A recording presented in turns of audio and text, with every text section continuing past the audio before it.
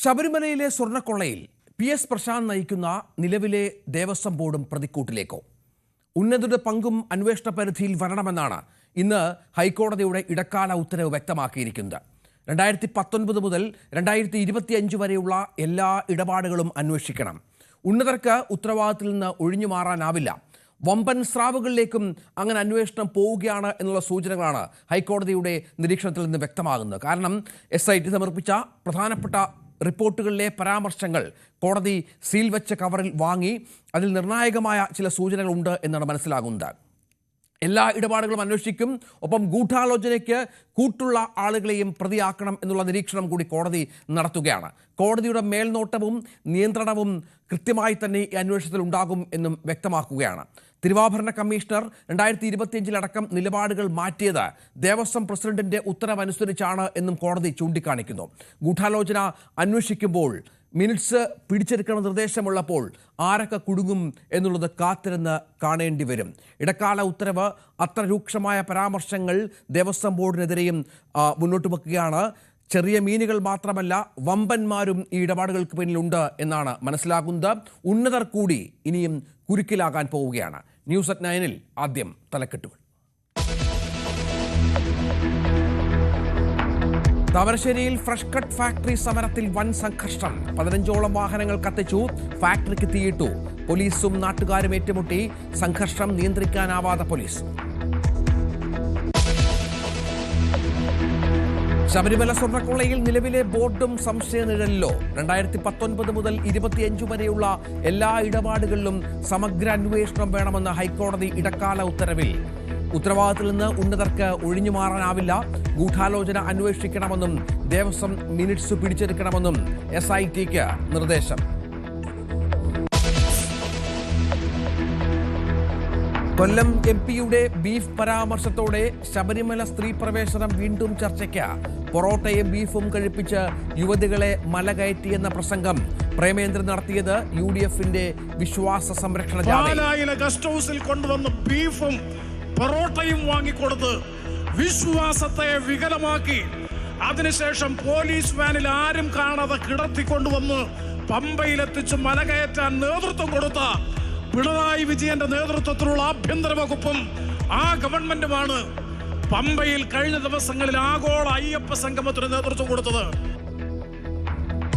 തുറന്നു നിർത്ത് CPM കേന്ദ്രങ്ങൾ. സംഘപരിവാർ പിന്തുണ പ്രേമചന്ദ്രന്. ആരോപണം നിഷേധിച്ച് ബിന്ദു അമ്മിണി.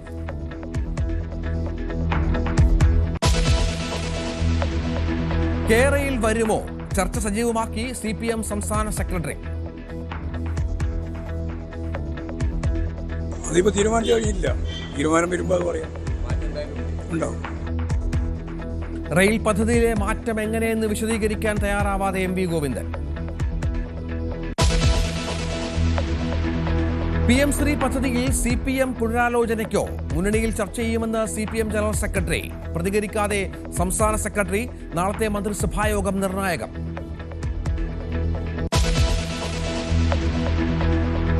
വിമോചന സമരം സർക്കാരിനെ ഓർമ്മിപ്പിച്ച് കത്തോലിക്ക സഭ. അധ്യാപക നിയമനത്തിൽ സഭയ്ക്ക് അർഹിക്കുന്ന അവകാശം കിട്ടണമെന്ന് ആർച്ച് ബിഷപ്പ് മാർ റാഫേൽ തട്ടിൽ. കത്തോലിക്കരും മാന്യരാണ്, ക്രൈസ്തവരും മാന്യതയുള്ളതാണ്. ഞങ്ങൾക്ക് സംസ്കാരമുണ്ട്. ഞങ്ങൾ വഴക്കുകൂടാൻ വരുന്നവരല്ല. പക്ഷെ ഞങ്ങൾക്ക് അർഹിക്കുന്ന അവകാശങ്ങൾ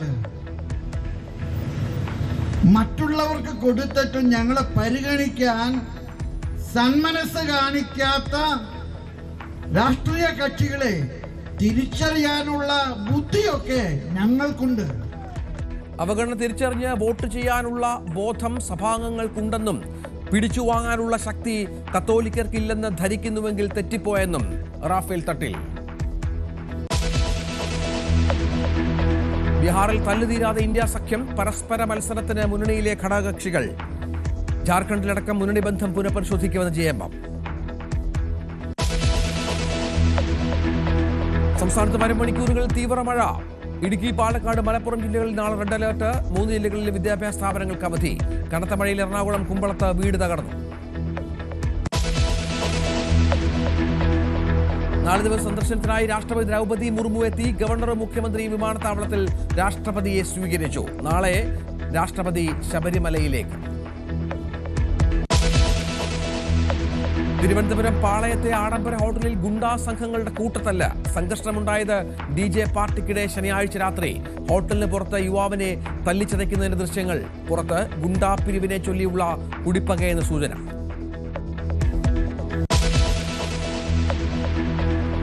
നമുക്ക് കോഴിക്കോട് താമരശ്ശേരിയിലേക്ക് തന്നെ ആദ്യം പോകണം. അവിടെ ഫ്രഷ് കട്ട് ഫാക്ടറി സമരത്തിൽ സംഘർഷമുണ്ടായി. ഫാക്ടറിക്ക് തീയിട്ട പ്രതിഷേധക്കാർ കോമ്പൗണ്ടിലുണ്ടായിരുന്ന 15ഓളം വാഹനങ്ങളും കത്തിച്ചു. മാലിന്യ വണ്ടിക്ക് നേരെ സമരക്കാർ കല്ലെറിഞ്ഞു. സ്ഥലത്ത് പോലീസും നാട്ടുകാരും ഏറ്റുമുട്ടി. മാസങ്ങളായി സ്ഥാപനത്തിനെതിരെ നാട്ടുകാർ വലിയ പ്രക്ഷോഭത്തിലാണ്.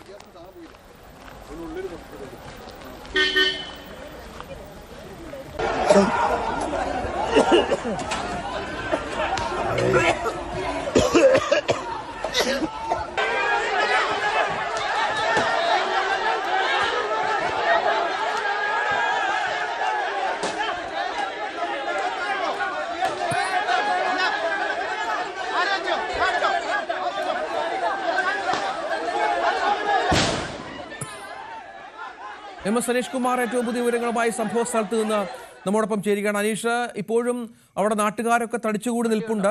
15ഓളം വാഹനങ്ങൾ കത്തിച്ചു എന്നൊക്കെ പറയുമ്പോൾ ചെറിയ സംഘർഷമല്ല, ചെറിയ പ്രശ്നമല്ല. അത്രത്തോളം രോഷാകുലരാണ് നാട്ടുകാർ എന്നാണ് മനസ്സിലാകുന്നത്. എന്താണ് ഏറ്റവും പുതിയ വിവരങ്ങൾ?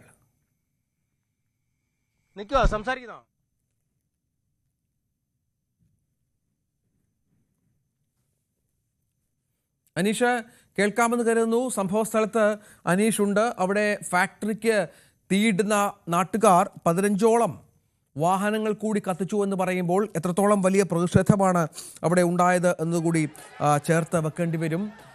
നേരത്തെ ഏതാണ്ട് 2, 3, 4 മണിക്കൂറായി വലിയ സംഘർഷമാണ് അവിടെ സംഭവിച്ചുകൊണ്ടിരിക്കുന്നത് എന്നുള്ളതാണ്. കാലങ്ങളായി നാട്ടുകാർ ഈ ഫാക്ടറിക്കെതിരെ സമരത്തിലായിരുന്നു. വലിയ മാലിന്യ പ്രശ്നങ്ങളൊക്കെ ഫാക്ടറിയുമായി ബന്ധപ്പെട്ടുണ്ടായിരുന്നുവെന്നാണ് നാട്ടുകാരുടെ ആക്ഷേപവും മറ്റും.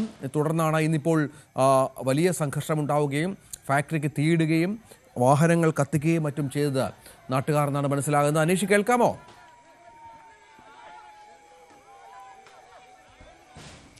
രഞ്ജിത്ത്, സമീപകാലത്തൊന്നും കേരളം സാക്ഷ്യം വഹിച്ചിട്ടില്ലാത്ത രീതിയിലുള്ള സംഘടിതമായ ആക്രമണമാണ് ഒരുപക്ഷെ ഈ ഫ്രഷ് കട്ട് ഫാക്ടറിക്ക് നേരെ ഉണ്ടായിരിക്കുന്നത്. നമുക്ക് ദൃശ്യങ്ങളിലേക്ക് തന്നെ പോകാം. നിരനിരയായി വാഹനങ്ങൾ കത്തിക്കിടക്കുന്ന ദൃശ്യങ്ങളാണ് ഫ്രഷ് കട്ടിന്റെ മുൻവശത്ത് ഫാക്ടറിയോട് ചേർന്ന ഭാഗത്തുള്ളത്. അല്പം പോലും അവശേഷിക്കാത്ത വിധം പൂർണ്ണമായി കത്തി അമർന്നിരിക്കുന്ന വാഹനങ്ങൾ നമുക്ക് കാണാം. പ്രത്യേകമായി ഈ കോഴി വേസ്റ്റ് ജില്ലയിലെ വിവിധ ഇടങ്ങളിൽ നിന്നായി സംഭരിച്ച് ഈ ഫാക്ടറിയിലേക്ക് എത്തിച്ച് കൊണ്ടുവന്നിരുന്ന വാഹനങ്ങളാണ്. അവ പൂർണ്ണമായും കത്തിപ്പോയിരിക്കുന്നതാണ് നമ്മളിപ്പോൾ ദൃശ്യങ്ങളിൽ കാണുന്നത്. ഒപ്പം ഈ ഫാക്ടറിക്കുള്ളിൽ ഉള്ള വാഹനങ്ങളുണ്ട്. ആ വാഹനങ്ങളും ഫാക്ടറിക്കുള്ളിൽ തന്നെ കത്തിച്ചിരിക്കുന്നു. അതായത് ഈ ഫാക്ടറിക്കുള്ളിൽ പാർക്ക് ചെയ്തിരിക്കുന്ന വാഹനങ്ങൾ അവിടെ തന്നെ നിർത്തി കത്തുമ്പോൾ ആ ഫാക്ടറിയും ഒപ്പം കത്തിപ്പോകുന്നു എന്നതാണ് ആ സമരക്കാർ ഇവിടെ പ്രയോഗിച്ചിരിക്കുന്ന ഒരു മാർഗം. ഒപ്പം ഈ വാഹനങ്ങളുടെയൊക്കെ പെട്രോൾ ടാങ്കിലാണ് ഈ തീയിട്ടിരിക്കുന്നത്. അത് കാരണം പൂർണ്ണമായും ഒരു പൊട്ടിത്തെറി ഉണ്ടാവുകയും വാഹനം നിന്ന് കത്തുകയും സമീപത്തുള്ള മറ്റ് ഈ കോഴി വേസ്റ്റ് നിറച്ച സാമഗ്രികൾ, പ്ലാന്റിന്റെ മെഷീനറികൾ എന്നിവയൊക്കെ പൂർണ്ണമായും കത്തുന്ന ഒരവസ്ഥയിലേക്കാണ് കാര്യങ്ങൾ എത്തിയിരിക്കുന്നത്. ഒപ്പം കൃത്യമായൊരു ആസൂത്രണം ഇക്കാര്യത്തിലുണ്ടെന്ന് വ്യക്തമാണ്. കാരണം ഇന്ന് രാവിലെ മുതൽ തന്നെ ഈ ഫാക്ടറിയിലേക്കുള്ള ഉപരോധ സമരം ആരംഭിച്ചിരിക്കുന്നു. ഫാക്ടറിയിലേക്ക് വന്നിരുന്ന വാഹനങ്ങളും മറ്റും കടത്തിവിടാതെ പ്രതിഷേധിച്ചു. ഒപ്പം ഉച്ചതിരിഞ്ഞാണ് പിന്നീട് ഈ പ്രക്ഷോഭം ഒരു സംഘർഷത്തിലേക്ക് നീങ്ങുന്നത്. ഈ ഫാക്ടറിയിലേക്ക് കടന്നു പോരുന്ന വാഹനങ്ങൾക്ക് നേരെ വലിയ കല്ലേറ് പ്രതിഷേധക്കാരുടെ ഭാഗത്തുനിന്നും ഉണ്ടായി.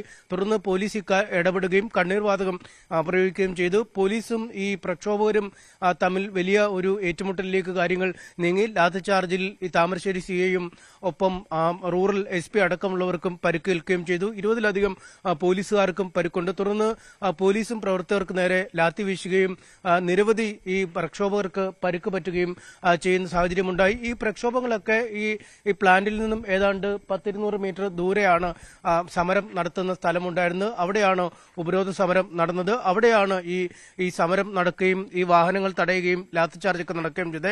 ഇതേ സമയത്ത് തന്നെയാണ്, അതായത് പോലീസിന്റെ ശ്രദ്ധ ഏതാണ്ട് പൂർണ്ണമായും ആ പ്രക്ഷോഭത്തിലേക്കും സംഘർഷത്തിലേക്കും നീങ്ങിയതിനിടെയാണ് ഈ പ്ലാന്റിന് തീ വെക്കുന്നത്. പ്ലാന്റിൽ തീ വെക്കുന്നത് പ്രത്യേകിച്ചും ഈ വാഹനങ്ങൾ തെരഞ്ഞു പിടിച്ച് വാഹനങ്ങളുടെ പെട്രോൾ ടാങ്കുകളിൽ തന്നെ തീ വെക്കുമ്പോൾ നമുക്കിപ്പോൾ തന്നെ കാണാം, ഒന്നിലധികം വാഹനങ്ങൾ അകത്തേക്ക് നിരനിരയായി കിടക്കുന്ന സ്ഥലമാണ്. അങ്ങനെ ഈ പെട്രോൾ ടാങ്കിലേക്ക് തീ കത്തിക്കുകയും പിന്നീട് ആളിപ്പടർന്നു പോവുകയുമായിരുന്നു. ഈ സംഘർഷത്തെ തുടർന്ന് ഇങ്ങോട്ട് വരാനുള്ള ഒരു വഴിയാണ്. ആ വഴി പൂർണ്ണമായും ഈ പ്രക്ഷോഭകർ ഉപരോധിച്ചു. അതിലെ ഫയർഫോഴ്സ് ഈ തീപിടുത്തം അറിഞ്ഞുടൻ സ്ഥലത്തേക്ക് വരാൻ ശ്രമിച്ചെങ്കിലും അവരുടെ വാഹനവും ഏതാണ്ട് മണിക്കൂറുകളോളം തടഞ്ഞിരുന്ന ഒരു സാഹചര്യം ഉണ്ടായി. അതായത് ഏതാണ്ട് തീ പൂർണ്ണമായി കത്തിത്തീർന്ന് ഈ വാഹനങ്ങളും പ്ലാന്റും കത്തിയെന്ന് ഉറപ്പുവരുത്തിയ ശേഷം മാത്രമാണ് ആ വാഹനങ്ങളെ പോലും അകത്തേക്ക്, ഈ ഫയർഫോഴ്സിന്റെ വാഹനങ്ങളെ പോലും കടത്തിവിട്ടത്. അതുകൊണ്ട് പ്ലാന്റിന് വലിയ നാശനഷ്ടമാണ് ഉണ്ടായിരിക്കുന്നത്. ഈ വാഹനത്തിലും മറ്റുമൊക്കെ കോഴി വേസ്റ്റ് നിറച്ചെത്തിരിക്കുന്ന വാഹനമാണ് ഇത്. ഇവിടെ നിന്നും മറ്റൊരു സ്ഥലത്തേക്ക് മാറ്റും. പിന്നീടാണ് ഈ പ്രോസസ്സിംഗ് അടക്കമുള്ള കാര്യങ്ങൾ നടക്കുക, സംസ്കരണ കാര്യങ്ങൾ നടക്കുക. അതിന്റെ ആ ഒരു ആദ്യ ഭാഗത്ത് തന്നെയാണ് തീ വെച്ചിരിക്കുന്നത്. എന്തായാലും വലിയ സാമ്പത്തിക നഷ്ടമാണ് ഈ സ്ഥാപനത്തിനുണ്ടായിരിക്കുന്നത്. വർഷങ്ങളായി, ഏതാണ്ട് 4.5 വർഷമായി നാട്ടുകാരും ഈ ഫ്രഷ് കട്ട് പ്ലാന്റ് ഉടമകളും തമ്മിലുള്ള പോരാട്ടം ആരംഭിച്ചിട്ട് പല തരത്തിലുള്ള സമരങ്ങൾ, ഉപരോധ സമരം, ഇവിടേക്ക് മാർച്ച്, ഒപ്പം പഞ്ചായത്ത് ഓഫീസ് ഉപരോധം, അങ്ങനെ പലതരത്തിലുള്ള പ്രക്ഷോഭങ്ങൾ കുറച്ചു കാലങ്ങളായി നടക്കുന്നുണ്ട്. പക്ഷേ ഈ ഹൈക്കോടതിയിൽ നിന്നും അനുകൂല ഉത്തരവിന്റെ പിൻബലത്തിലാണ് ഈ പ്ലാന്റ് ഇപ്പോൾ പ്രവർത്തിച്ചിരുന്നത്. മലിനീകരണ നിയന്ത്രണ ബോർഡിൽ നിന്നടക്കം അനുകൂലമായ ഉത്തരവ് ഇവർക്ക് ലഭിച്ചിരുന്നു. കാരണം നേരത്തെ നാട്ടുകാർ ഉന്നയിച്ച പരാതികളിൽ പല കാര്യങ്ങളും പരിഹരിച്ചു എന്നാണ് ഈ സ്ഥാപന ഉടമകൾ അവകാശപ്പെട്ടത്. അവർ പുതിയ പ്ലാന്റ് നിർമ്മിച്ചു, ഒപ്പം ഈ മണം പുറത്തേക്ക് പോകാതിരിക്കാനുള്ള ക്രമീകരണങ്ങൾ ഏർപ്പെടുത്തി, അങ്ങനെ ഒരുപാട് കാര്യങ്ങൾ ചെയ്തു എന്നാണ് അവർ പറയുന്നത്. പക്ഷേ സമരത്തിനൊരു സംഘടിത രൂപമുണ്ടായിരുന്നോ അനീഷ്? ഇതിപ്പോൾ ഏതെങ്കിലും രാഷ്ട്രീയ പാർട്ടിയുടെ പിന്തുണയോ അങ്ങനെ എന്തെങ്കിലും ഉണ്ടായിരുന്നോ? ഒപ്പം ഇതിന്റെ ഒരു തുടക്കം എങ്ങനെയായിരുന്നു? ഇത്രയധികം വാഹനങ്ങൾ കത്തിക്കുക, ഫാക്ടറി തീയിടുക എന്നൊക്കെ പറയുമ്പോൾ കേരളം കേട്ടിട്ടില്ലാത്ത വിധത്തിലുള്ള ഒരു സമാനതകളില്ലാത്ത പ്രക്ഷോഭമാണ്. അത് രൂപം വന്നത് എങ്ങനെയാണ്?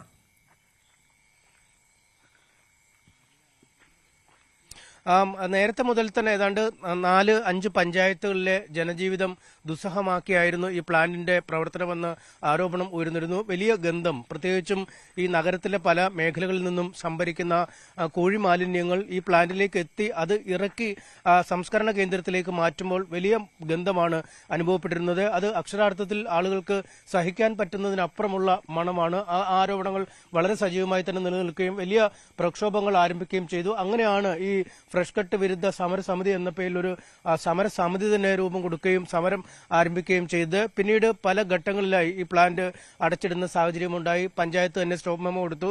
മലിനീകരണ നിയന്ത്രണ ബോർഡിന്റെ ഭാഗത്തു നിന്നും കർശനമായ നിയന്ത്രണങ്ങളുണ്ടായി. അങ്ങനെ പല ഘട്ടത്തിലും ഈ പ്ലാന്റിന്റെ പ്രവർത്തനം മുന്നോട്ട് പോകാത്ത അവസ്ഥ വന്നു. പിന്നീടാണ് ലക്ഷക്കണക്കിന് രൂപ മുടക്കി ചില നവീകരണ പരിപാടികൾ നടപ്പിലാക്കി എന്ന് ഈ ഫ്രഷ് കട്ട് ഉടമകൾ തന്നെ അറിയിച്ചത്. നമ്മളടക്കമുള്ളവർ നേരത്തെ ഈ പ്ലാന്റ് സന്ദർശിക്കുകയും ഇക്കാര്യങ്ങളൊക്കെ വിശദീകരിച്ച് ഫ്രഷ് കട്ട് ഉടമകൾ വിശദീകരണം നൽകുകയും ഒക്കെ ചെയ്തതാണ്. പക്ഷേ അതിനുശേഷവും ഈ മാലിന്യം പുറത്തേക്ക് ഒഴുക്കുന്നു. സമീപത്തിനുള്ള ഒരു ജലസ്രോതസ് പൂർണ്ണമായും മലിനപ്പെടുത്തി അവിടേക്ക് ഈ കോഴി മാലിന്യങ്ങളുടെ അവശിഷ്ടങ്ങൾ ഒഴുകുന്നു. ഒപ്പം ഈ മാലിന്യങ്ങൾ വലിയ തോതിൽ എത്തുന്ന സമയത്ത് നാട്ടുകാർക്ക് വീട്ടിൽ ഉറങ്ങാനോ ഇരിക്കാനോ പോലും കഴിയാത്ത അങ്ങനെ ഒരുപാട് പ്രശ്നങ്ങളുണ്ടായിരുന്നു. നാട്ടുകാർ ഒടുവിൽ സംഘടിച്ചു, അവർ ഇറങ്ങി ഇപ്പോൾ ഫാക്ടറി കത്തിച്ചു, വാഹനങ്ങൾ കത്തിച്ചു. ആ ഫാക്ടറിയുടെ പ്രവർത്തനം ഏതാണ്ട് പൂർണ്ണമായും അവസാനിപ്പിക്കേണ്ട അവസ്ഥയിലാണ്. MS അനീഷ് കുമാറാണ് തത്സമയം അവിടെ നിന്ന് വിവരങ്ങൾ പങ്കുവച്ചത്. ഇന്നിപ്പോൾ ഹൈക്കോടതിയുടെ ഭാഗത്തുണ്ടായ ശ്രദ്ധേയമായ നിരീക്ഷണം ശബരിമല സ്വർണ്ണക്കള്ളയുമായി ബന്ധപ്പെട്ടാണ്. ഗൂഢാലോചനയും ഉന്നത പങ്കും അന്വേഷിക്കണം.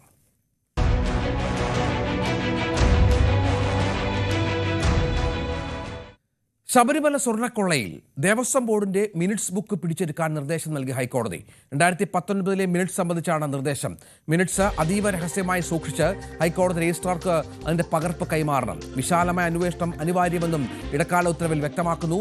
ഈ വർഷം സ്വർണം പൂശാൻ മുൻകൈ എടുത്തത് PS പ്രശാന്താണ്. തിരുവാഭരണം കമ്മീഷണർ നിലപാട് മാറ്റിയത് പ്രശാന്തിന്റെ നിർദ്ദേശമനുസരിച്ചെന്നും കോടതി ഉത്തരവിൽ പരാമർശമുണ്ട്. പ്രത്യേക അന്വേഷണ സംഘം നേരത്തെ എടുത്ത 2 കേസുകളിലെ പ്രതികളെയും കക്ഷികളെയും ഒഴിവാക്കി പുതിയ FIR രജിസ്റ്റർ ചെയ്യാനും ഹൈക്കോടതി നിർദ്ദേശം നൽകി. നിർണായകമായ നീക്കമാണെന്ന് ഉണ്ടായിരിക്കുന്ന ഹൈക്കോടതിയുടെ ഭാഗത്ത് നിന്ന് അസാധാരണം എന്ന് തന്നെ വേണമെങ്കിൽ പറയാം. പുതിയ വിധി വളരെ പ്രധാനപ്പെട്ട ചലനങ്ങൾ ഉണ്ടാക്കുമെന്ന കാര്യത്തിൽ സംശയമില്ല. ആജ്ഞ രവീന്ദ്രൻ ചേരുകയാണ്. ആജ്ഞ, ഇതിപ്പോൾ ഉന്നതരിലേക്ക് അന്വേഷണം പോകും. കാരണം ചെറിയ മീനുകളല്ല, വലിയ തോതിൽ കാര്യങ്ങളിലേക്ക് പോകുന്നു. വമ്പൻ സ്രാവുകൾ കുടുങ്ങും എന്ന് വേണം കരുതാൻ, അല്ലേ? ശബരിമലയിലെ സ്വർണ്ണപ്പാളിയിലെ സ്വർണ്ണ മോഷണവുമായി ബന്ധപ്പെട്ട കേസ് പരിഗണിക്കുന്ന SIT ഇടക്കാല അന്വേഷണ പുരോഗതി റിപ്പോർട്ട് ഹൈക്കോടതിയിൽ ഹാജരാക്കിയതിന്റെ അടിസ്ഥാനത്തിൽ തന്നെ അടച്ചിട്ട മുറിയിലായിരുന്നു അന്വേഷണ ഉദ്യോഗസ്ഥരുമായി ഹൈക്കോടതി ഈ വിഷയം ചർച്ച ചെയ്തത്.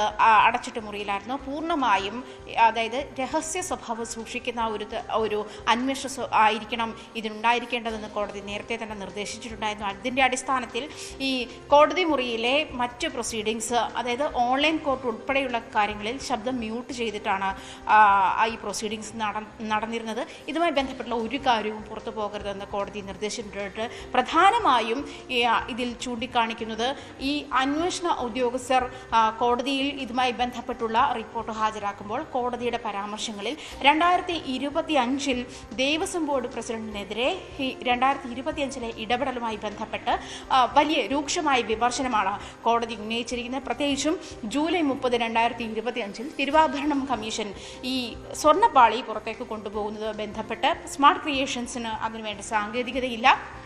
അതുകൊണ്ട് സ്വർണ്ണപ്പാളി കൊണ്ടുപോകേണ്ട ആവശ്യമില്ല, അത് പരമ്പരാഗതമായ രീതിയിൽ തന്നെ വേണം അത് ചെയ്യാൻ എന്നുള്ള നിർദ്ദേശം വയ്ക്കുകയും അതേ തിരുവാഭരണ കമ്മീഷൻ 7ാമത്തെ ദിവസം, അതായത് 8 ഓഗസ്റ്റ് 8, 2025 മറ്റൊരു കത്തിലൂടെ തൻ്റെ നിലപാട് മാറ്റുന്നതായിട്ടാണ് കണ്ടത്.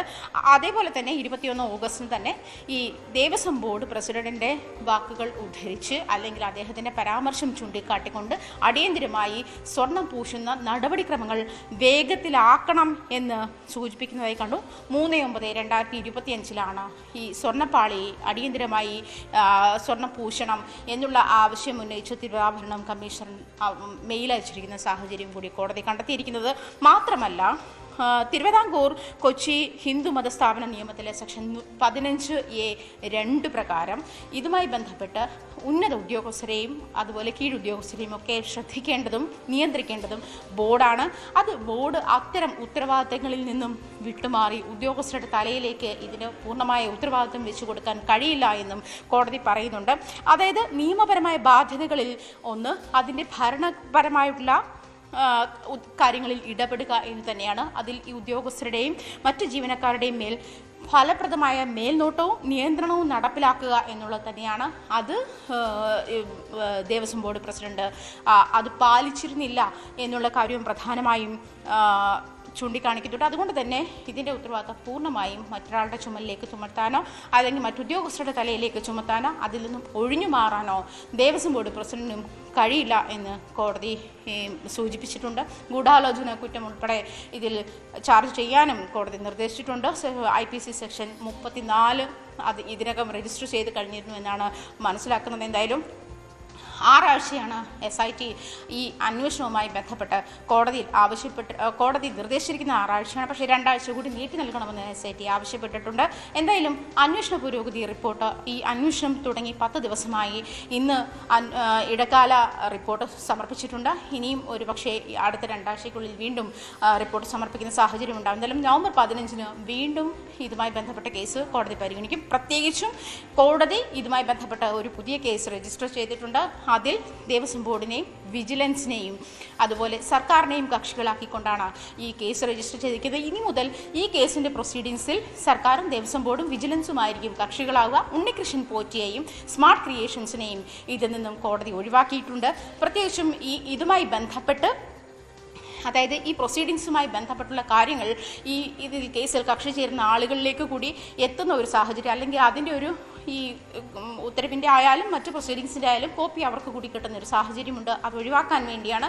അതായത് അത്ര അധികം രഹസ്യമായി തന്നെ ഇതുമായി ബന്ധപ്പെട്ടുള്ള കാര്യങ്ങൾ മുന്നോട്ട് കൊണ്ടുപോകണം എന്ന് തന്നെയാണ് കോടതിയുടെ നിർദ്ദേശം. മാത്രമല്ല ശബരിമല ഈ സ്വർണ്ണക്കൊള്ളയുമായി ബന്ധപ്പെട്ട് ദേവസ്വം ബോർഡിൻ്റെ മിനിറ്റ്സ് ബുക്ക് കോടതിയിൽ ഹാജരാക്കണമെന്ന് തന്നെയാണ്.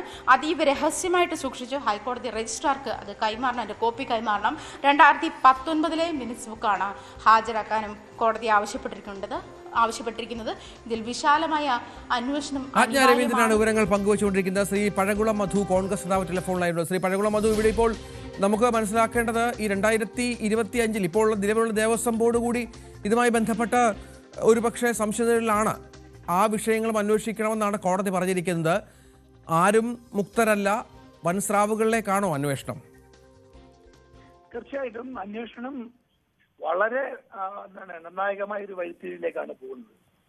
സംസ്ഥാന സർക്കാരിനെയും ദേവസ്വം ബോർഡിനെയും വിജിലൻസിനെയും ഈ കേസിൽ പ്രതിയാക്കി പുതിയ കേസ് രജിസ്റ്റർ ചെയ്യാനുള്ള ബഹുമാനപ്പെട്ട കേരള ഹൈക്കോടതിയുടെ ഇടക്കാല ഉത്തരവ് ഈ കേസിലെ നിർണായകമായ പല തെളിവുകളും പുറത്തു കൊണ്ടുവരികയും ഈ കേസിന്റെ യഥാർത്ഥ പ്രതികളായിട്ടുള്ള ഉന്നത രാഷ്ട്രീയ നേതൃത്വത്തിലേക്ക് അന്വേഷണം നീളുകയും അവരുടെ കള്ളക്കളികളും കൊള്ളയും അനാവൃതം ചെയ്യപ്പെടുകയും ചെയ്യുന്ന അതിശക്തമായ ഒരു നീക്കമാണ് ബഹുമാനപ്പെട്ട കേരള ഹൈക്കോടതി നടത്തിയിരുന്നത്.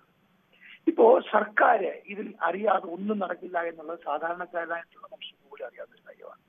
ദേവസ്വം ബോർഡിലെ ഉന്നതന്മാരുടെ അറിവില്ലാതെ ഇത്തരം ഒരു വലിയ കൊള്ള നടക്കില്ല എന്ന് എല്ലാവർക്കും അറിയാം. വിജിലൻസ്, ദേവസ്വം വിജിലൻസ് എന്തെടുക്കുകയായിരുന്നു എന്നാണ് കേരളത്തിൽ അക്ഷരാഭ്യാസമുള്ള ജനങ്ങൾ മുഴുവൻ ചോദിക്കുന്നത്. ഈ ചോദ്യമാണ് ഇന്ന് കേരള ഹൈക്കോടതി ആവർത്തിച്ചിരിക്കുന്നത്. തീർച്ചയായിട്ടും ഇതിൽ ക്രിമിനൽ ഗൂഢാലോചന കൂടി അന്വേഷിക്കണമെന്നാണ് കോടതി പറഞ്ഞിട്ടുള്ളത്. ഇതിലൊരു ഗൂഢാലോചനയുണ്ട്. അല്ലാതെ ഒരാൾ ഒരു സുപ്രഭാതത്തിൽ ശബരിമലയിൽ പോയി അവിടുത്തെ ദ്വാരപാലക ശില്പത്തിലെ പാളികൾ മാറ്റിക്കൊണ്ട് പോവുകയല്ല ചെയ്തിട്ടുള്ളത്. 2025 ദേവസ്വം ബോർഡ് 2019 ദേവസ്വം ബോർഡ് ചെയ്ത അതേ കുറ്റമാണ്, അതേ ക്വാണ്ടിറ്റിയിൽ അതേ അളവിലുള്ള കുറ്റമാണ് ചെയ്തിരിക്കുന്നത്. പക്ഷെ 2025 ദേവസ്വം ബോർഡിനെ പ്രതിസ്ഥാനത്ത് നിന്ന് മാറ്റി അവരെ രക്ഷപ്പെടുത്തുന്ന സമീപനം ചെയ്ത സർക്കാരിനുള്ള കനത്ത പ്രഹരമാണ്. പ്രശാന്താണ് 2025 വീണ്ടും സ്വർണം പൂശാൻ ഇയാളെ തന്നെ ഏൽപ്പിക്കണം എന്ന് നിർബന്ധിച്ചത് എന്ന് കോടതി ഉത്തരവിൽ പറഞ്ഞിരിക്കുകയാണ്. അപ്പൊ PS പ്രശാന്ത് എന്ന് പറയുന്ന ഇന്നത്തെ ദേവസ്വം ബോർഡ് പ്രസിഡന്റ് ഈ കൊള്ളയിൽ CPM പാർട്ടിക്ക് വേണ്ടി ഒരു ഇടനിലക്കാരൻ നിന്നു, അല്ലെങ്കിൽ അയാളാണ് പ്രൈം അക്യൂസ്ഡ് എന്നാണ് നമ്മൾ ഇതിലൂടെ മനസ്സിലാക്കുന്നത്. ശരി, നന്ദി ശ്രീ പഴകുളം മധു, താങ്കളുടെ പ്രതികരണത്തിന്. ഏതായാലും കൂടുതൽ അന്വേഷണ വഴികളിലേക്ക് SIT കടക്കേണ്ടി വരും. കോടതി വളരെ കൃത്യമായി തന്നെ കാര്യങ്ങൾ ബോധ്യപ്പെടുത്തി കഴിഞ്ഞു. പോറ്റിയെ ചോദ്യം ചെയ്യുന്നു.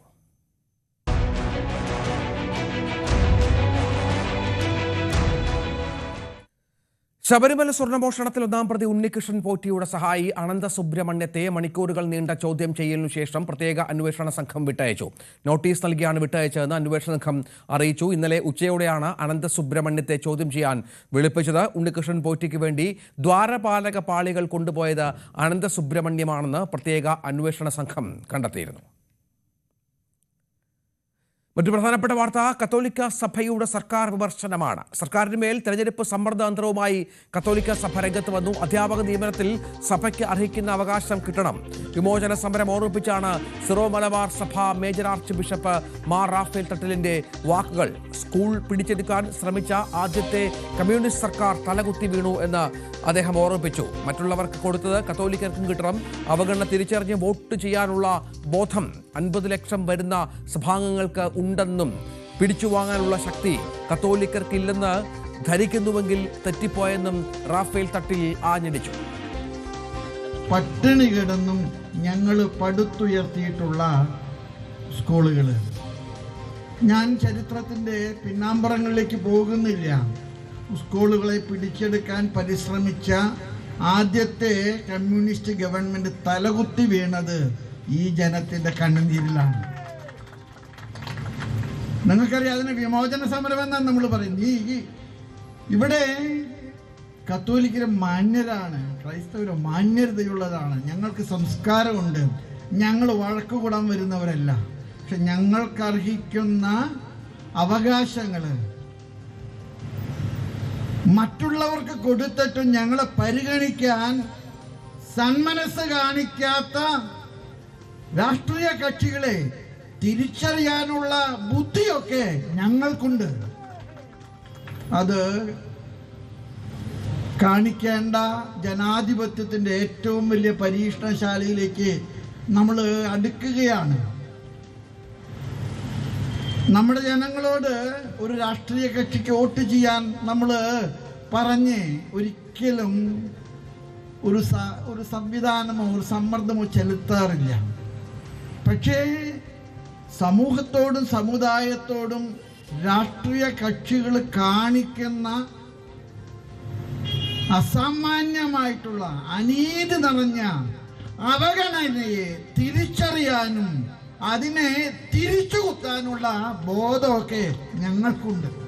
വളരെ കൃത്യമായ ഭാഷയിൽ സംസാരിക്കുകയാണ് അദ്ദേഹം.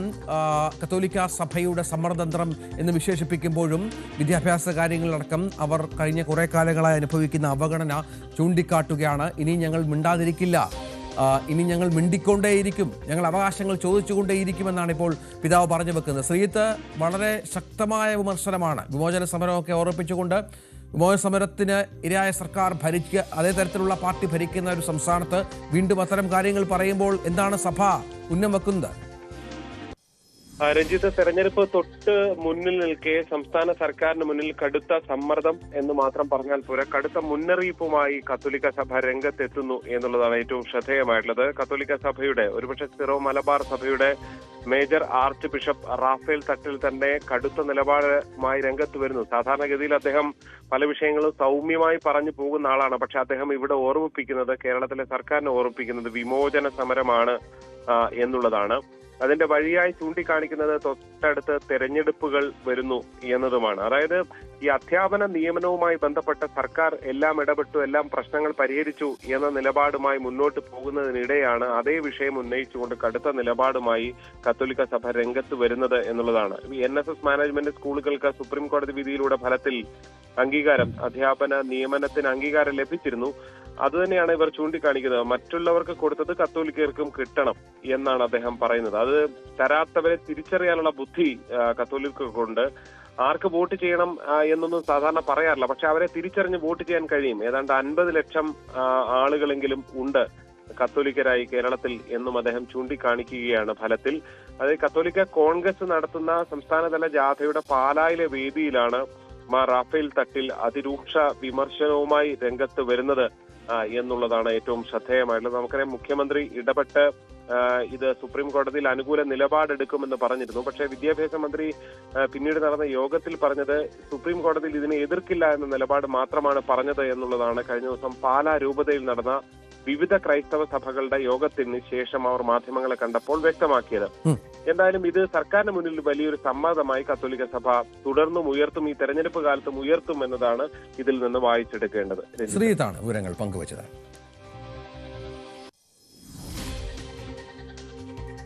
ബീഹാർ ഇന്ത്യ സഖ്യത്തിൽ അടി തുടരുന്നു.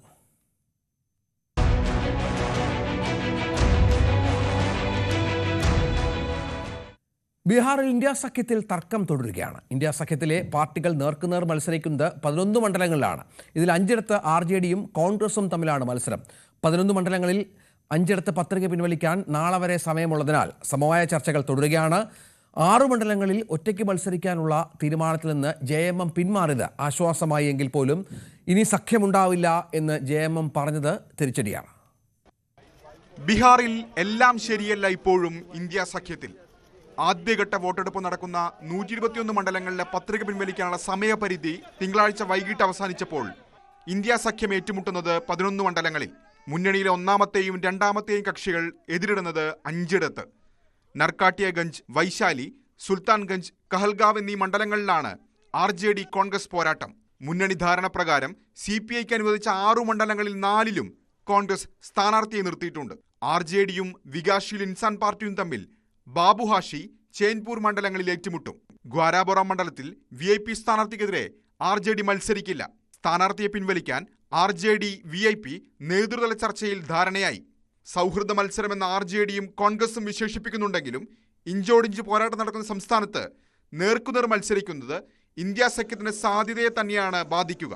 അതേസമയം 6 മണ്ഡലങ്ങളിൽ ഒറ്റയ്ക്ക് മത്സരിക്കാനുള്ള തീരുമാനം ഉപേക്ഷിച്ചുവെങ്കിലും കടുത്ത വിമർശനം തുടരുകയാണ് JMM. സീറ്റ് നൽകാത്തത് കോൺഗ്രസ് RJD ഗൂഢാലോചനയാണെന്ന് ആരോപിച്ച JMM ജാർഖണ്ഡിൽ സഖ്യം പുനഃപരിശോധിക്കുമെന്നും ആവർത്തിച്ചു. National desk, news 18. കേരളയിൽ ചർച്ച വീണ്ടും സജീവമാക്കി MV ഗോവിന്ദൻ.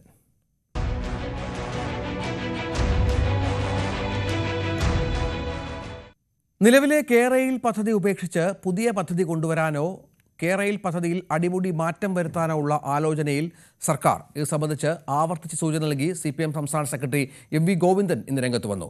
കേരയിൽ പദ്ധതിയിൽ മാറ്റമുണ്ടാകുമെന്നല്ലാതെ അതെങ്ങനെയാണ് എന്ന് വിശദീകരിക്കാൻ അദ്ദേഹം തയ്യാറായില്ല എങ്കിൽ പോലും ഈ വിഷയം വീണ്ടും പൊതുമധ്യത്തിൽ കൊണ്ടുവരാൻ ഇന്ന് MV ഗോവിന്ദൻ ശ്രമിച്ചു. അനിശ്ചിതത്വത്തിൽ തുടരുന്ന സംസ്ഥാന സർക്കാരിന്റെ സ്വപ്ന പദ്ധതി കേരളയിൽ മാറ്റം വരുമെന്ന് വ്യക്തമാക്കുന്നതാണ് MV ഗോവിന്ദന്റെ ഇന്നത്തെ പ്രതികരണം. അതിപ്പോൾ തീരുമാനിച്ചു കഴിഞ്ഞില്ല. തീരുമാനം വരുമ്പോൾ അത് പറയാം. ഉണ്ടാവും. അതൊന്നും തീരുമാനിച്ചില്ല, അതുകൊണ്ടാണ് ഞാൻ അങ്ങനെ പറയാതെ. കേരയിൽ പദ്ധതിക്ക് പകരം സർക്കാർ മറ്റു സംവിധാനങ്ങൾ കൊണ്ടുവരുമെന്നായിരുന്നു പാർട്ടി സെക്രട്ടറി കഴിഞ്ഞ ദിവസം കണ്ണൂരിൽ പറഞ്ഞത്. കേരയിൽ ഉൾപ്പെടെയുള്ള പദ്ധതികൾ ആസൂത്രണം ചെയ്ത് മുന്നോട്ടേക്ക് പോയപ്പോൾ പലരും പറഞ്ഞു ഇവിടെ നിന്ന് നിങ്ങൾക്ക് പണം. അന്ന് സഖാവ് പിണറായി പറഞ്ഞു പണം കേരളത്തിനൊരു പ്രശ്നമല്ല, പദ്ധതി നിങ്ങൾ അംഗീകരിക്കുമെന്ന് മാത്രം നോക്കിയാൽ മതി. പക്ഷേ അവരത് അംഗീകരിച്ചില്ല. പുതിയ മാർഗം നമ്മൾക്ക് കണ്ടെത്തേണ്ടി വരും. കേരളത്തിന് 10-50 വർഷക്കാലത്തെ വികസനം കണ്ടുകൊണ്ടാണ് കേരയിൽ അന്ന് പ്ലാൻ ചെയ്തിരുന്നത്. പുതിയ സമീപനത്തിലേക്ക് നമുക്ക് പോകേണ്ടി വരും. എന്നാൽ നിലവിലെ കേരയിൽ പദ്ധതി ഉപേക്ഷിക്കാനോ അടിമുടി മാറ്റം വരുത്താനോ തീരുമാനിച്ചിട്ടില്ലെന്ന അനൌദ്യോഗിക വിശദീകരണമാണ് സർക്കാർ നൽകുന്നത്. CPM സംസ്ഥാന സെക്രട്ടറിയുടെ കഴിഞ്ഞ ദിവസത്തെ പ്രതികരണത്തെ തുടർന്ന് കേരയിൽ പദ്ധതി സർക്കാർ ഉപേക്ഷിക്കുന്നതായി വാർത്തകൾ പ്രചരിച്ചിട്ടും ഇന്നും പദ്ധതിയിൽ മാറ്റമുണ്ടാകും എന്നുതന്നെയാണ് MV ഗോവിന്ദൻ ആവർത്തിച്ചത്. E. ശ്രീധരൻ നിർദ്ദേശിച്ച ബദൽ പദ്ധതിയാണോ എന്നടക്കമുള്ള ഉപചോദ്യങ്ങളോട് പ്രതികരിക്കാൻ അദ്ദേഹം തയ്യാറായില്ല. എന്തായാലും ഭൂമി നഷ്ടമായവരുടെ പ്രതിഷേധത്തെയും കേന്ദ്ര സർക്കാർ നിലപാടിനെയും തുടർന്ന് അനിശ്ചിതത്വത്തിൽ തുടരുന്ന കേരയിൽ പദ്ധതിക്ക് ബദൽ പദ്ധതി സംസ്ഥാന സർക്കാരിന്റെ പരിഗണനയിലാണെന്നത് വ്യക്തമാണ്. കേരയിൽ പദ്ധതി ഉപേക്ഷിച്ച് ബദൽ പദ്ധതിയാണോ, നിലവിലെ പദ്ധതിയിൽ മാറ്റം വരുത്തുകയാണോ എന്നതാണ് ഇനി അറിയേണ്ടത്. ന്യൂസ് 18 തിരുവനന്തപുരം. ശബരിമല സ്ത്രീ പ്രവേശം വീണ്ടും ചർച്ചയാക്കി കൊല്ലം MP.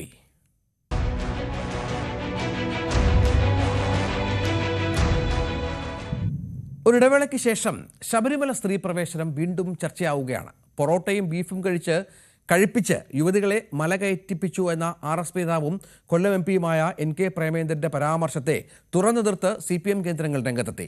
സംഘപരിവാർ നേതാക്കൾ പ്രേമേന്ദ്രന് പിന്തുണയുമായി എത്തുമ്പോൾ UDF കേന്ദ്രങ്ങൾ അത് ഏറ്റെടുത്തില്ല. ആരോപണം നിഷേധിച്ച് ബിന്ദു അമ്മണിയും ഇന്ന് രംഗത്ത് വന്നു. പന്തളത്ത് നടന്ന UDFന്റെ വിശ്വാസ സംരക്ഷണത്തിനിടയിലായിരുന്നു NK പ്രേമചന്ദ്രന്റെ വിവാദമായ ആ വാക്കുകൾ. കേൾക്കാം. പാലായിലെ ഗസ്റ്റ് ഹൗസിൽ കൊണ്ടുവന്ന് ബീഫും പൊറോട്ടയും വാങ്ങിക്കൊടുത്ത് വിശ്വാസത്തെ വികലമാക്കി അതിനുശേഷം പോലീസ് വാനിൽ ആരും കാണാതെ കിടത്തിക്കൊണ്ടുവന്ന് പമ്പയിലെത്തിച്ച് മലകയറ്റാൻ നേതൃത്വം കൊടുത്ത പ്രേമചന്ദ്രനെതിരെ CPM സൈബർ കേന്ദ്രങ്ങൾ ശക്തമായി രംഗത്തെത്തി. UDFന്റെയും കോൺഗ്രസിന്റെയും മറ്റു നേതാക്കൾ പറയാത്തതും സംഘപരിവാർ കേന്ദ്രങ്ങൾ പോലും ഉന്നയിക്കാത്തതുമായ കടുത്ത ആരോപണമാണ് NK പ്രേമചന്ദ്രൻ ഉന്നയിച്ചത് എന്നതാണ് CPM കേന്ദ്രങ്ങളുടെ വാദം. എന്ന് മാത്രമല്ല, UDFന്റെ ഭാഗമാണെങ്കിലും കമ്മ്യൂണിസ്റ്റ് ആശയങ്ങൾ പിൻപറ്റുന്ന ഒരു രാഷ്ട്രീയ നേതാവാണ് ഇത്തരം നിലപാടെടുത്തത് എന്നതുകൂടിയാണ് സൈബർ കേന്ദ്രങ്ങളിൽ രൂക്ഷമായ നീക്കങ്ങൾക്ക് കാരണമായത്. പ്രേമചന്ദ്രനെതിരെ CPM കേന്ദ്രങ്ങളും രൂക്ഷ പരാമർശം നടത്തുന്നു. വർഷങ്ങൾക്ക് മുമ്പുള്ള കാര്യമാണ് ഇപ്പോൾ പുതുതായി എന്നതുപോലെ അവതരിപ്പിക്കുന്നത്. അതിലൊരു വസ്തുതയുമില്ല. ഇല്ലാത്ത കാര്യം ഉണ്ടെന്ന് ഇരുട്ടിൽ കരിമൂച്ചിയെ തപ്പും പോലെ പ്രേമചന്ദ്രനും കൂട്ടുകാരും തപ്പി നോക്കുകയാണ്. പിന്നാലെ പ്രേമചന്ദ്രൻ വിശദീകരണവുമായി രംഗത്തെത്തി നിലപാടിൽ ഉറച്ചു നിൽക്കുന്നു എന്ന് വാദിക്കുന്ന പ്രേമചന്ദ്രൻ പക്ഷേ തന്റെ പാർട്ടിയിലെ ഷിബു ബേബി ജോൺ അടക്കം മുമ്പ് ഉന്നയിച്ച ഈ ആക്ഷേപം താൻ മാത്രം ഉന്നയിക്കുമ്പോൾ എന്തിന് വിവാദമാകുന്നു എന്ന ചോദ്യം ഉന്നയിക്കുന്നു. RSPയുടെ സംസ്ഥാന സെക്രട്ടറി സഖാവ് ഷിബു ബേബി ജോൺ ആണ് ആദ്യമായി ഈ പ്രശ്നം പത്രസമ്മേളനം വിളിച്ചു പറഞ്ഞു. ഈ കാര്യങ്ങൾ ഇതിനു മുമ്പ് ഷിബു ബേബി ജോൺ പറഞ്ഞപ്പോഴും VD സതീശൻ പറഞ്ഞപ്പോഴും ഒരിക്കലും തോന്നാത്തൊരു വികാരമാണ് കഴിഞ്ഞ ദിവസം പന്തളത്ത് ഞാൻ പ്രസംഗിച്ചതിന് ശേഷം CPM സൈബർ സംഘത്തിന്റെ നേതൃത്വത്തിലുള്ള കനത്ത കടന്നാക്രമണം നടന്നുകൊണ്ടിരിക്കുന്നത്. ഇപ്പോഴും ഈ വിഷയത്തിൽ പ്രേമചന്ദ്രനപ്പുറം UDFന്റെയോ കോൺഗ്രസിന്റെയോ മറ്റു നേതാക്കൾ സമാന പ്രസ്താവനകളുമായി ഇത് ഏറ്റെടുക്കാൻ തയ്യാറായിട്ടില്ല എന്നതാണ് ശ്രദ്ധേയമായ കാര്യം. പ്രേമചന്ദ്രന്റെ ആരോപണങ്ങൾ ബിന്ദു അമ്മണിയും നിഷേധിച്ചു. തുടക്കത്തിൽ ഇതൊരു മണ്ടത്തരമാണ്, അയാൾ പറയുന്ന ഒരു മണ്ടനാണ് എന്ന തരത്തിലാണ് ഞാൻ അതിനെ കണ്ടത്. പക്ഷേ അതിൽ പിന്നീടാണ് എനിക്കത് കൂടുതലായിട്ട് ബോധ്യപ്പെടുന്നത്. വളരെ ബോധപൂർവമായി സമൂഹത്തിൽ ഒരു കലാപം അഴിച്ചുവിടുക എന്നുള്ള ലക്ഷ്യത്തോടു കൂടിയാണ് അദ്ദേഹം ഇത്തരം ഒരു പ്രസ്താവന നടത്തിയിരിക്കുന്നത്. അത് അദ്ദേഹം ഇരിക്കുന്ന ഒരു സ്ഥാനത്തിന് യോജിച്ചതല്ല. ഭരണഘടനയോട് പുലർത്തേണ്ടുന്ന കുറച്ച് ഉത്തരവാദിത്തങ്ങളുണ്ട്. ഇതിവിടുത്തെ ജനങ്ങളോടുള്ള വെല്ലുവിളിയാണ്. അപ്പൊ അത് വളരെ ഗൗരവതരമായിട്ട് ഇതിനെ കാണുകയും അയാൾ തെറ്റുതിരുത്തുകയും ചെയ്യുമെന്നാണ് ഞാൻ പ്രതീക്ഷിക്കുന്നത്. ശബരിമല എന്നും തീ പിടിപ്പിക്കുന്ന വിഷയമാണ്. പ്രത്യേകിച്ചും ഒരു തെരഞ്ഞെടുപ്പിന്റെ പടിവാതിക്കൽ നിൽക്കുമ്പോൾ ഈ വിഷയം ഉന്നയിച്ചുകൊണ്ട് നീങ്ങാൻ തന്നെയാണ് UDFന്റെ നീക്കം. എക്കാലവും CPMനും സർക്കാരിനുമെതിരെ UDF-ഉം ഒപ്പം തന്നെ സംഘപരിവാർ കേന്ദ്രങ്ങളും ഈ ആരോപണങ്ങൾ ഉന്നയിക്കാറുണ്ടെങ്കിലും സമീപകാലത്ത് ഇതാദ്യമായിട്ടാണ് ഇത്ര ശക്തമായ രൂക്ഷമായ പരാമർശം. അതുകൊണ്ട് തന്നെ CPM നേതാക്കളും കരുതലോടെയാണ് പ്രേമചന്ദ്രനെതിരെ നീക്കങ്ങളും രാഷ്ട്രീയ നീക്കങ്ങളും അവരുടെ ഭാഗത്തു നിന്നും ഉണ്ടാവുകയും ചെയ്യും. എന്തായാലും ശബരിമല യുവതീ പ്രവേശന വിഷയം വീണ്ടും തെരഞ്ഞെടുപ്പ് രംഗത്തേക്ക് ഉയർത്തിവിടുന്നതോടുകൂടി വിഷയത്തിൽ വലിയ വലിയ രാഷ്ട്രീയ നീക്കങ്ങൾക്കും സാധ്യതയുണ്ട്. ഇനി ഇന്നത്തെ പഞ്ച് ഡയലോഗ് നോക്കാം.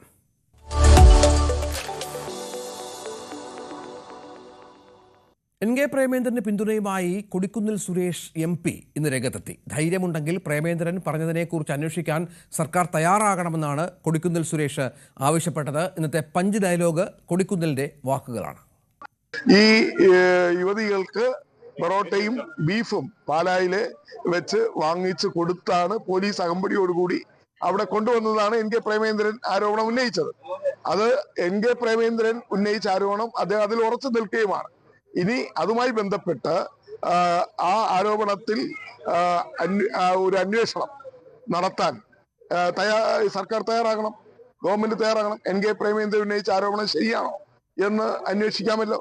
NK പ്രേമേന്ദ്രൻ വീണ്ടും ആവർത്തിച്ച് പറയുന്നു, ഞാൻ ഉന്നയിച്ച ആരോപണത്തിൽ ഉറച്ചു നിൽക്കുന്നു, എനിക്ക് വ്യക്തമായ ബോധ്യമുള്ളത് കൊണ്ടാണ് ഞാൻ പറയുന്നതെന്ന് അദ്ദേഹം പറയുന്നു. അങ്ങനെയാണെങ്കിൽ സർക്കാർ അങ്ങനെ ചെയ്തിട്ടില്ല.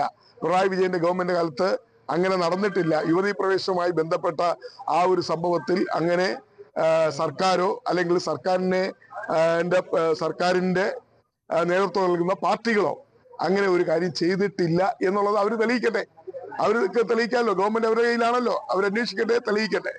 അത് തെളിയിച്ചിട്ട് പറയട്ടെ. അല്ലാതെ പ്രേമേന്ദ്രനെ ആക്രമിക്കുക, സൈബർ ആക്രമണം നടത്തുക, CPM-ന്റെ സൈബർ ഇടങ്ങള് പ്രേമേന്ദ്രനെ അധിക്ഷേപിക്കുക, ആക്രമിക്കുക, അദ്ദേഹത്തെ ഉന്മൂലനാശം ചെയ്യുന്ന അതിനുള്ള തരത്തിലുള്ള ഒരു സൈബർ ആക്രമണം പ്രേമേന്ദ്രനെതിരെ നടത്തിയാൽ പ്രേമേന്ദ്രന്റെ എല്ലാ പിന്തുണയും ഐക്യ ജനാധിപത്യ മുന്നണി നൽകും. അങ്ങനെ പ്രേമേന്ദ്രനെ ഒറ്റതിരിഞ്ഞ് ആക്രമിക്കാൻ അനുവദിക്കുന്ന പ്രശ്നമേ ഉദിക്കുന്നില്ല.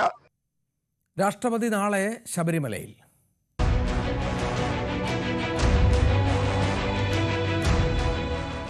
നാല് ദിവസ സന്ദർശനത്തിനായി രാഷ്ട്രപതി ദ്രൗപദി മുർമു ഇന്ന് കേരളത്തിലെത്തി. തിരുവനന്തപുരം വിമാനത്താവളത്തിൽ ഗവർണർ രാജേന്ദ്ര ആർലേക്കറും മുഖ്യമന്ത്രി പിണറായി വിജയനും ചേർന്ന് രാഷ്ട്രപതിയെ സ്വീകരിച്ചു. രാഷ്ട്രപതി നാളെ ശബരിമലയിൽ ദർശനം നടത്തും. ശബരിമലയിൽ വലിയ സുരക്ഷാ ക്രമീകരണങ്ങൾ ഇതുമായി ബന്ധപ്പെട്ട് ഏർപ്പെടുത്തിയിട്ടുണ്ട്. VV അരുൺ തയ്യാറാക്കിയ റിപ്പോർട്ട്.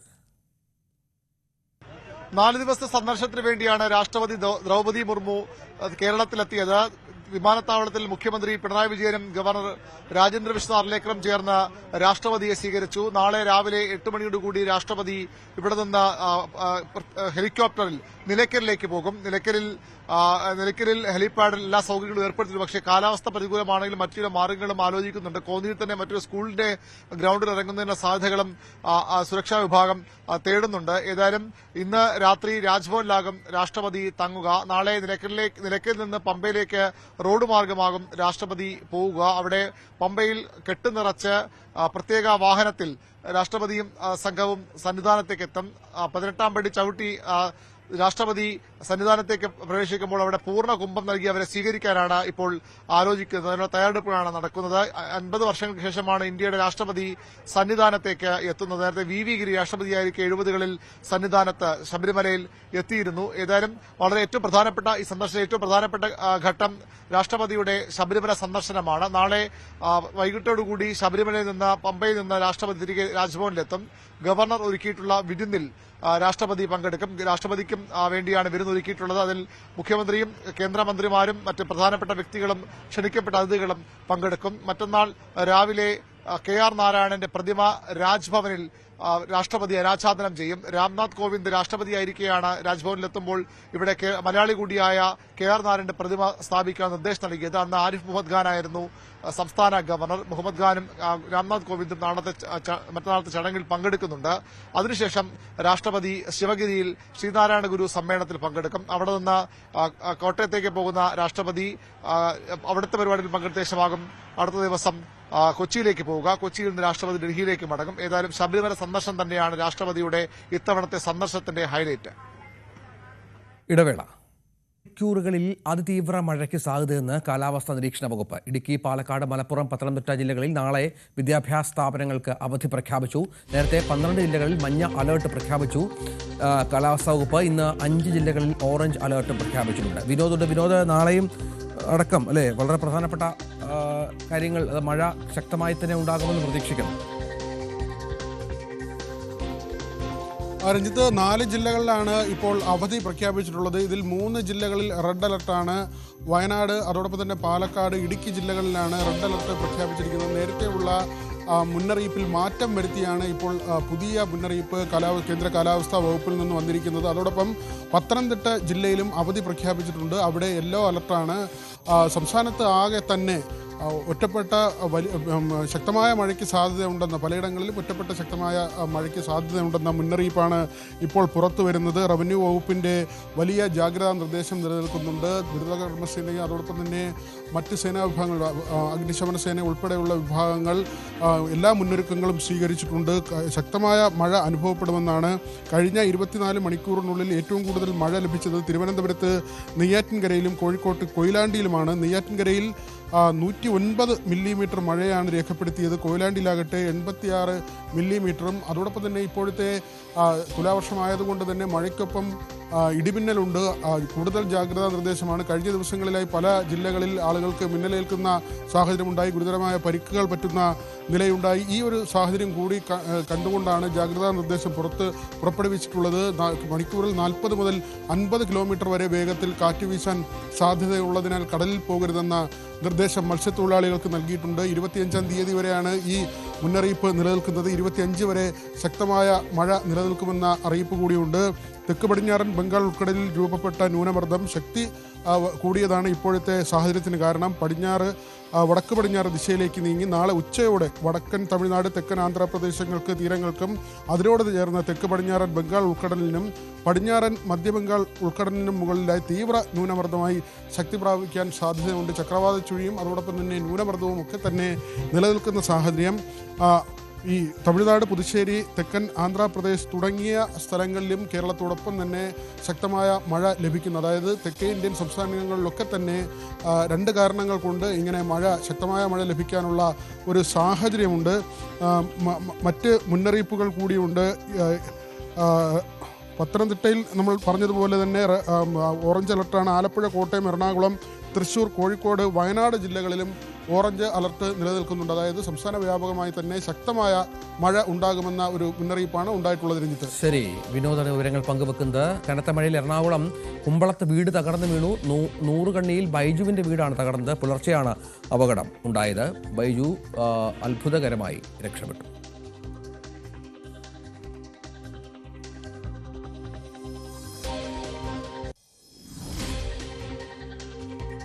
PM ശ്രീ പദ്ധതിയുമായി ബന്ധപ്പെട്ട് ഇടതുമുന്നണിയിൽ രൂപം കൊണ്ട അഭിപ്രായ ഭിന്നത ഇതുവരെ പരിഹരിക്കാനായിട്ടില്ല. ഇന്ന് CPM ജനറൽ സെക്രട്ടറി MA ബേബിയുടെ പ്രതികരണം ഏറെ ശ്രദ്ധേയമായി. അതായത് ഭിന്നാഭിപ്രായം മുന്നണിയിൽ ചർച്ച ചെയ്യുമെന്നാണ് MA വ്യക്തമാക്കിയത്. സാമ്പത്തിക പ്രതിസന്ധി മറികടക്കാൻ കേന്ദ്ര പദ്ധതി അംഗീകരിക്കാതെ കഴിയില്ലെന്ന നിലപാടാണ് സർക്കാർ സ്വീകരിച്ചത് എങ്കിൽ പോലും ഇത്തരം കേന്ദ്രാവിഷ്കൃതമായ വിദ്യാഭ്യാസ പദ്ധതികളോട് യോജിപ്പില്ല എന്ന ശക്തമായ നിലപാട് MA ബേബി സ്വീകരിച്ചതും CPM ഈ വിഷയത്തിൽ ഒരു മാറ്റം ആഗ്രഹിക്കുന്നു എന്നതിന്റെ സൂചനയാണ്. ബേബിയുടെ വാക്കുകളിലേക്ക്. വിദ്യാഭ്യാസ രംഗത്ത് വിദ്യാർത്ഥികൾക്ക് പ്രയോജനപ്രദമാകുന്ന വിധത്തിൽ കേന്ദ്ര ഫണ്ട് വിനിയോഗിക്കാൻ കഴിയുക എന്നുള്ളത് പരിശോധിക്കുകയാണ് ചെയ്യുന്നതെന്നാണ് വിദ്യാഭ്യാസ മന്ത്രി ഇതിനെക്കുറിച്ച് വിശദീകരിച്ചത്. CPI ഈ വിമർശനം ഉന്നയിച്ച സാഹചര്യത്തിൽ ഇടതുപക്ഷ ജനാധിപത്യ മുന്നണി ഈ വിഷയം ചർച്ച ചെയ്യുമെന്നാണ് LDFന്റെ കൺവീനർ പ്രഖ്യാപിച്ചത്. അപ്പോൾ LDF ഈ കാര്യം ചർച്ച ചെയ്ത് തീരുമാനിക്കുന്നത് വരെ ഒരു ക്ഷമ മാധ്യമങ്ങൾ കാണിക്കുന്നതായിരിക്കും നല്ലത്. പക്ഷെ ഒരു വട്ടം വേണ്ട എന്ന് തീരുമാനിച്ച പദ്ധതി വീണ്ടും അത് സ്വീകരിക്കാം, വഴങ്ങാം എന്നൊരു ആലോചനയിലേക്ക് പോകാനുള്ള സാഹചര്യം എന്താണ്, പ്രത്യേകിച്ച് ഇടതുപക്ഷ സർക്കാർ ഭരിക്കുന്ന കേരളത്തിൽ? ഈ ചോദ്യവും LDFന്റെ യോഗത്തിൽ അവർ ചർച്ച ചെയ്യും. CPI എന്ന് പറഞ്ഞാൽ CPIMന്റെ ഒപ്പം ഇന്ത്യയിൽ യോജിച്ച് പ്രവർത്തിക്കുന്ന പ്രധാനപ്പെട്ട ഇടതുപക്ഷ പാർട്ടിയാണ്. അപ്പോൾ CPIയെ അവഗണിക്കുന്ന ഒരു സമീപനം അഖിലേന്ത്യാ തലത്തിലോ കേരളം ഉൾപ്പെടെയുള്ള ഇന്ത്യയിലെ ഏതെങ്കിലും സംസ്ഥാനങ്ങളുടെ തലത്തിലോ ഉണ്ടാവുകയില്ല. MA ബേബി CPM ജനറൽ സെക്രട്ടറിയാണ് ഈ വാക്കുകൾ വ്യക്തമാക്കിയത്. അതിൽ വളരെ വ്യക്തമായി തന്നെ CPMന്റെ നിലപാട് വിദ്യാഭ്യാസ മന്ത്രിയൊക്കെ വലിയ കടുംപിടുത്തത്തിലായിരുന്നു ഈ പദ്ധതിയുമായി മുന്നോട്ട് പോകുമെന്ന കാര്യത്തിൽ. ഇക്കാര്യം കേന്ദ്ര സർക്കാരിനെ അറിയിച്ചു എന്ന വാർത്തകളും പുറത്തു വന്നിരുന്നു. വിനോദ്, നാളെ മന്ത്രിസഭായോഗമാണ്. അതിൽ പ്രധാനപ്പെട്ട തീരുമാനങ്ങൾ ഉണ്ടാകേണ്ടി വരും. ഏറെ പ്രധാനമാണത്. എന്താണ് മനസ്സിലാക്കേണ്ടത്? ഏതെങ്കിലും ഒരു പുനർവിചിന്തനത്തിന് CPMൽ ആലോചനയുണ്ടോ?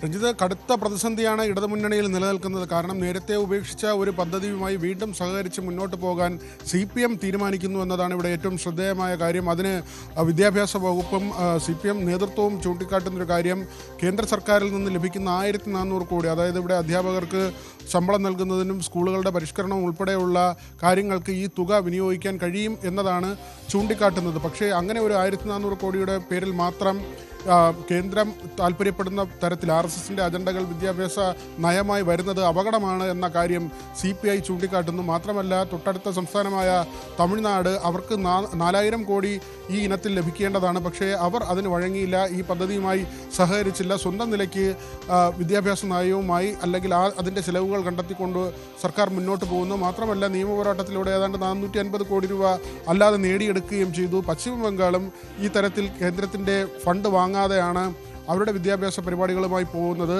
ഇങ്ങനെ ഒരു ഫണ്ട് വാങ്ങിക്കഴിഞ്ഞാൽ അത് PM ശ്രീ സ്കൂളുകൾ ആയി മാറുകയും പിന്നീട് വിദ്യാഭ്യാസ നയത്തിൻ്റെ ഭാഗമായി RSS അജണ്ട കടന്നു വരുമെന്ന ആശങ്കയാണ് CPI മുന്നോട്ട് വയ്ക്കുന്നത്. കഴിഞ്ഞ ദിവസവും ബിനോയ് വിശ്വത്തിൻ്റെ പ്രതികരണം ആ നിലയിലായിരുന്നു. മന്ത്രിസഭയിൽ ചർച്ച ചെയ്തിട്ടില്ല. പ്രധാനമായും CPI നേതൃത്വം ചൂണ്ടിക്കാട്ടുന്ന ഒരു കാര്യം ഇതാണ്, മുന്നണിയിലോ മന്ത്രിസഭാ യോഗത്തിലോ ചർച്ച ചെയ്യാതെയാണ് ഇതിൻ്റെ നടപടികളുമായി മുന്നോട്ട് പോകുന്നത്.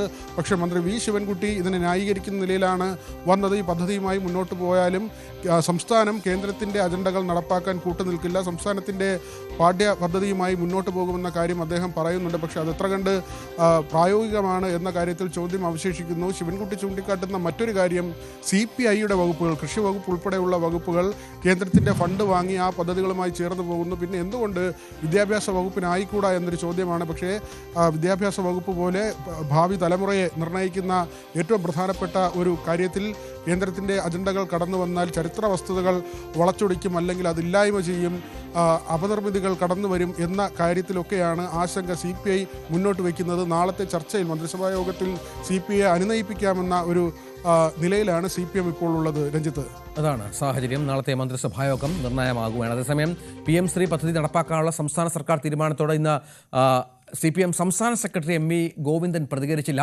പദ്ധതി നടപ്പിലാക്കുന്നതിനെതിരെ CPIയുടെ എതിർപ്പ് നിലനിൽക്കെയാണ് മാധ്യമങ്ങൾ പ്രതികരണം തേടിയത്.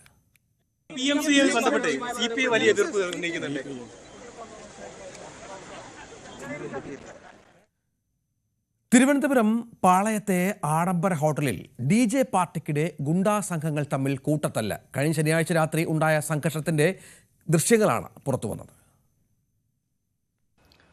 തിരുവനന്തപുരം പാളയത്ത് യൂണിവേഴ്സിറ്റി കോളേജിന് സമീപത്തുള്ള ഒരു പഞ്ചനക്ഷത്ര ഹോട്ടലിൽ കഴിഞ്ഞ 18-ാം തീയതി ശനിയാഴ്ച രാത്രി DJ പാർട്ടി നടക്കുന്നതിനിടയിൽ ഇരു സംഘങ്ങൾ തമ്മിലുണ്ടായ ഏറ്റുമുട്ടലിൻ്റെ ദൃശ്യങ്ങളാണ് ഇപ്പോൾ പുറത്തു വന്നിരിക്കുന്നത്. അതായത് 3 ഘട്ടമായി അവിടെ ഈ കൂട്ടയടി ഉണ്ടായി എന്നാണ് പറയുന്നത്.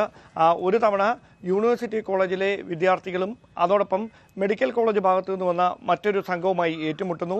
അത് ഏറ്റുപിടിച്ച് മറ്റ് 2 സംഘങ്ങൾ തമ്മിൽ പിന്നീട് പുറത്ത് വെച്ച് ജനറൽ ആശുപത്രിയെ സമീപത്ത് വെച്ച് വീണ്ടും ഏറ്റുമുട്ടലുണ്ടാകുന്നു. അതിനുശേഷം ഈ DJ പാർട്ടി നടന്ന സ്ഥലത്ത് വെച്ച് വീണ്ടും ഇരു സംഘങ്ങൾ തമ്മിൽ ഏറ്റുമുട്ടുന്ന ഒരു സാഹചര്യമാണ് ഉണ്ടായത്. ഇത് 2 ഗുണ്ടാ സംഘങ്ങൾ തമ്മിലുണ്ടായ കുടുപ്പകയാണ്. അതായത് കടകളിൽ നിന്ന് പണം പിരിക്കുന്നതുമായി ബന്ധപ്പെട്ട് നേരത്തെ തന്നെ 2 സംഘങ്ങൾക്കിടയിൽ നിലനിൽക്കുന്ന തർക്കമാണ് ഈ DJ പാർട്ടിക്കിടയിലുണ്ടായ ഈ തമ്മിലടിയിലേക്ക് നയിച്ചതെന്നാണ് വിവരം. പക്ഷേ ഇതുമായി ബന്ധപ്പെട്ട് നേരിട്ട് ഒരു പരാതി ഈ ഹോട്ടലിൻ്റെ ഭാഗത്തു നിന്നോ അല്ലെങ്കിൽ ഈ മർദ്ദനമേറ്റവരുടെയോ അല്ലെങ്കിൽ ആ സംഭവവുമായി ബന്ധപ്പെട്ടവരുടെ ഭാഗത്തു നിന്നൊന്നും പോലീസിന് ലഭിച്ചിട്ടില്ല. അതുകൊണ്ട് തന്നെ അതുമായി ബന്ധപ്പെട്ട അത്തരത്തിലൊരു കേസ് പോലീസ് രജിസ്റ്റർ ചെയ്തിട്ടില്ല. അതേസമയം ഇത് എന്താണ് സംഭവിച്ചതെന്ന് അറിയുന്നതിന് വേണ്ടി സ്പെഷ്യൽ ബ്രാഞ്ചും പോലീസും വിശദമായ പരിശോധന നടത്തുന്നുണ്ട്. മാത്രവുമല്ല, ഈ സംഘത്തിൽ തലസ്ഥാനത്തെ അറിയപ്പെടുന്ന ചില ഗുണ്ടകളുടെ സാന്നിധ്യത്തിലാണ് ഇത്തരത്തിലൊരു സംഘർഷം, കയ്യാങ്കളി, കയ്യേറ്റം, തമ്മിലടി ഈ ഹോട്ടലിൽ വെച്ച് ഉണ്ടായതെന്ന സൂചനകൾ ലഭിച്ചതിൻ്റെ അടിസ്ഥാനത്തിൽ ആ ദിശയിലേക്ക് കൂടി പോലീസിൻ്റെ അന്വേഷണം ഇപ്പോൾ നടക്കുന്നുണ്ട്. നവി മുംബൈയിലുണ്ടായ തീപിടുത്തത്തിൽ മലയാളി കുടുംബത്തിലെ 3 പേരടക്കം 4 മരണം. തിരുവനന്തപുരം സ്വദേശികളാണ് മരിച്ചത്. ഷോർട്ട് സർക്യൂട്ടാണ് അപകടക്കാരൻ. ഇന്ന് പുലർച്ചെ 12:40ഓടെയാണ് അപകടം. നവി മുംബൈയിലെ വാഷി സെക്ടർ 14-ലെ രാഹേജ റെസിഡൻസിയിലാണ് തീ പടർന്നത്. അപകടത്തിൽ 4 പേർക്കാണ് ദാരുണാന്ത്യം. ഇതിൽ 3 പേർ തിരുവനന്തപുരം സ്വദേശികളാണ്. പൂജ രാജൻ, സുന്ദർ ബാലകൃഷ്ണൻ, 6 വയസ്സുകാരി വേദിക സുന്ദർ ബാലകൃഷ്ണൻ എന്നിവരാണ് മരിച്ച മലയാളികൾ. ഇവർ വർഷങ്ങളായി മുംബൈയിലാണ് താമസം. മരിച്ച മറ്റൊരാൾ മഹാരാഷ്ട്ര സ്വദേശിയാണ്. അപ്പാർട്ട്മെന്റിലെ 10ാം നിലയിലാണ് ആദ്യം തീ പടർന്നത്. പിന്നീട് 11, 12 നിലയിലേക്ക് അതിവേഗം വ്യാപിച്ചു. അപകടത്തിൽ 10ലേറെ പേർക്ക് പരിക്കേറ്റു. ഷോർട്ട് സർക്യൂട്ടാണ് തീപിടുത്തത്തിന് കാരണമെന്നാണ് പ്രാഥമിക നിഗമനം. അപകടത്തെ തുടർന്ന് 3 ഫ്ളാറ്റുകളിലേക്ക് തീ പടർന്നു.